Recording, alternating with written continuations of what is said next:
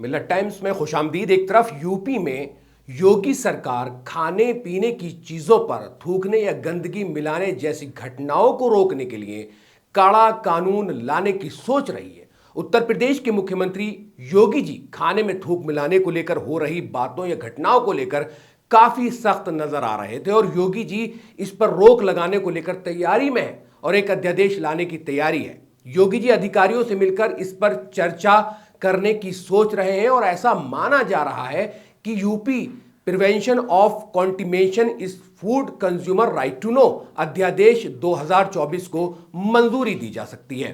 इसमें होगा यह कि जो कोई थूक कर खाना बनाएगा या खिलाएगा उसके खिलाफ सख्त कार्रवाई होगी, सजा का कड़ा प्रावधान किया जाएगा। चलिए, आज बात थूक जिहाद को लेकर नहीं है। अगर ऐसी होती तो शाम तक इसको लेकर मेन स्ट्रीम मीडिया में बहुत बार टेबल बजाया जा चुका होता और अब्दुल के नाम के कसीदे पढ़े जा रहे होते और स्टूडियो से ही कोई तुगलकी फरमान भी जारी हो गया होता। आज जो मामला सामने आया है वो दिल्ली से सटे हुए गाजियाबाद का है, जहां एक मेड खाने में पेशाब मिलाकर पिछले 8 साल से अपने मालिक और उसके परिवार को परोस रही थी। अब आप अंदाजा लगाइए कि इंसान किस हद तक गिर गया है। भरोसा नाम की चीज तो भाई साहब खत्म ही हो गई है। आइए डालते हैं आज की इस थूक जिहाद के बाद पेशाब ट्रैप वाली खबर पे नजर। क्या है पूरा मामला? गाजियाबाद में एक नौकरानी की ऐसी घिनौनी करतूत का खुलासा हुआ है जिससे सुनकर आप भी हैरान हो जाएंगे। नौकरानी परिवार को पेशाब से आटा गूंद कर रोटी बनाकर खिला रही थी। शक होने पर जब परिवार ने चुपके से किचन में मोबाइल रखकर वीडियो बनाया तो नौकरानी की करतूत देख सभी सदमे में आ गए।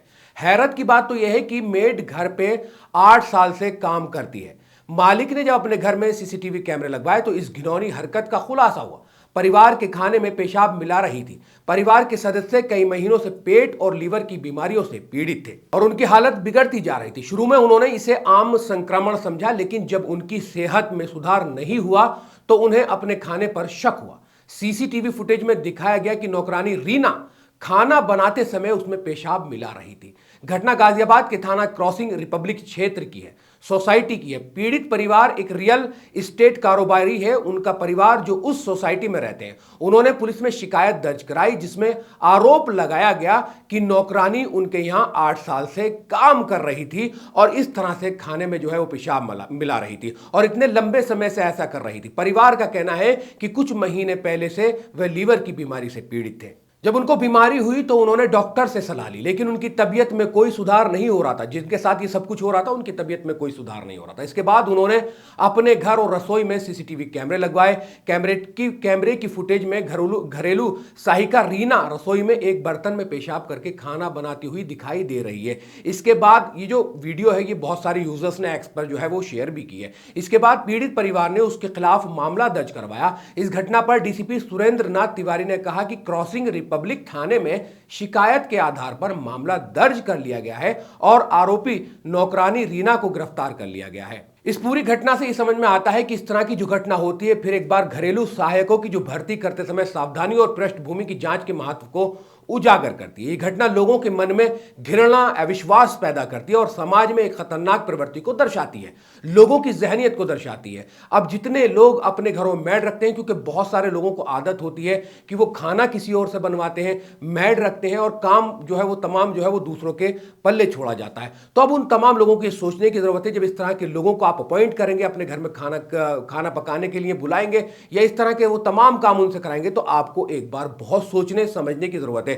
क्योंकि रीना ने जो कुछ किया है, मतलब खाने में इस तरह से 8 साल का एक लंबा जो अंतराल है, जो एक विश्वास जो होता है, आपस में एक बॉन्डिंग होती है 8 साल की, उस परिवार के साथ उसने धोखा किया है।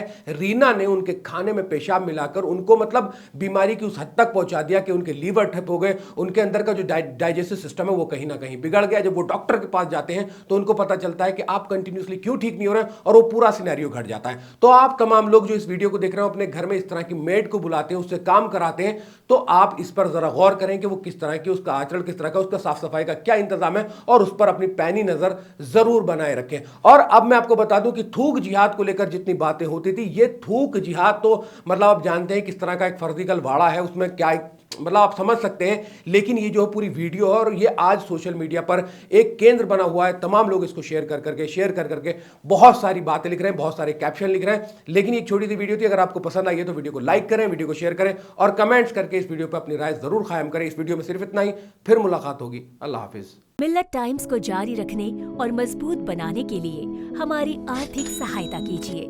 ये एक आजाद मीडिया हाउस और कमजोरों की आवाज है।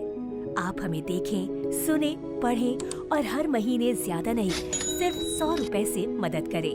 डिटेल्स डिस्क्रिप्शन में मौजूद हैं।